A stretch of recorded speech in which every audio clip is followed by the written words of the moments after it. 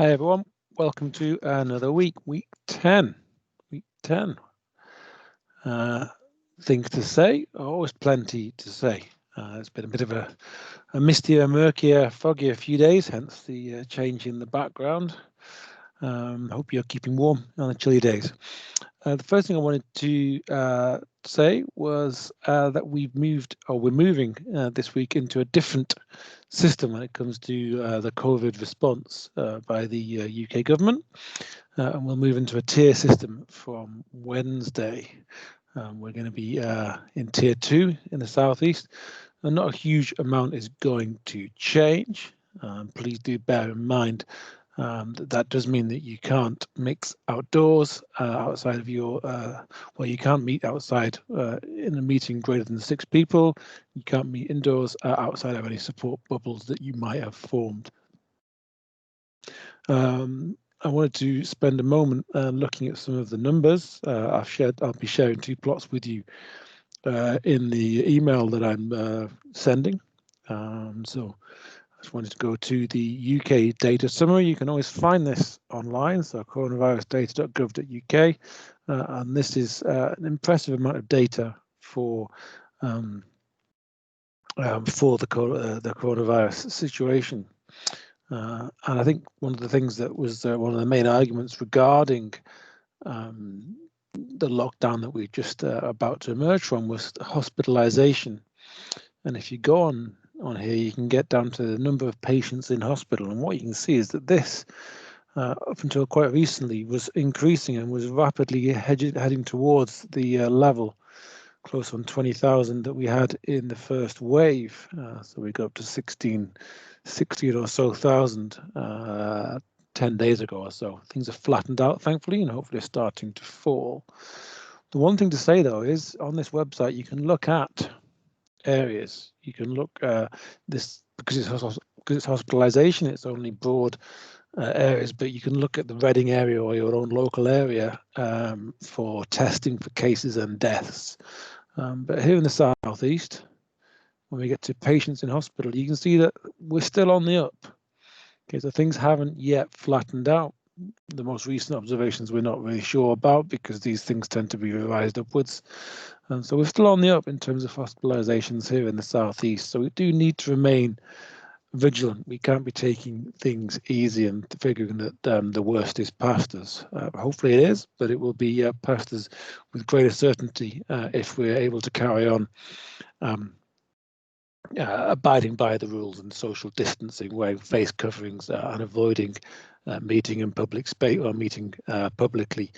It's a pain. I don't like. No one likes having to do it. It's been a miserable 9 months in many respects, and it certainly has its impact on people. Has its impact on us socially. We are social folk. And the important thing to emphasize there again is the Essentials website. There is support out there.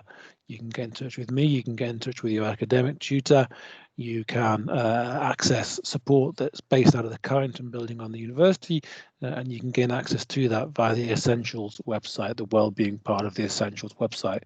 Please do be making use of that. Reminder that at the end of term, there'll be no face-to-face sessions after next Wednesday, which is December the 9th. That December the 9th will be the last day of face-to-face teaching, but there may well still be module-specific events taking place on the 10th and 11th, i.e. Thursday and Friday of next week, week 11. So please do keep in touch with your module conveners and ask them questions if you're not sure. Okay, update on recruitment. So last week I mentioned we were very happy to have appointed Fanya Zhu onto a permanent contract. You already know Fanya because she's been teaching for the last year or so on a number of courses. In addition to being able to appoint Fanya, we were able to also appoint Andy Chung, who was another of the candidates who really impressed when we were interviewing, and those who were on the student panel also were impressed as well. So I'm really pleased that we've been able to recruit Andy on a temporary 3-year contract. So that's really good news. He's a very good teacher, a very good lecturer, and we're really pleased to have him. He accepted the offer that we made. So thanks once again to the students who took part in the recruitment exercise. A significant contribution made, significant time cost involved. So thank you to those. Next important thing is the new Reading University Economic Society needs you. In order to be re-affiliated to RUSU, what we need is 50 student signatures. So there'll be a link in the email. Please do follow that link. Put your email address in, your name and your student ID. This is something that we will be passing on to RUSU. It's not something that we're going to use in any way to harvest any of your details, so please don't worry about that. This is to get the Economic Society up and running. The RUSU requires that we have 50 signatures, so please do sign up for that. There's a Reading Rag campaign that's taking place this Christmas. New Beginning with New Beginnings Reading, a homelessness charity in Reading, to provide boxes to people who may not be otherwise receiving gifts at Christmas. If you want to get involved, please do head to the Facebook page for the Reading Rag. Link again will be in the email. One final thing really is I wanted to get recommendations from you. Have you read a good book in the last few months, be it an economics book, be it a non-economics book?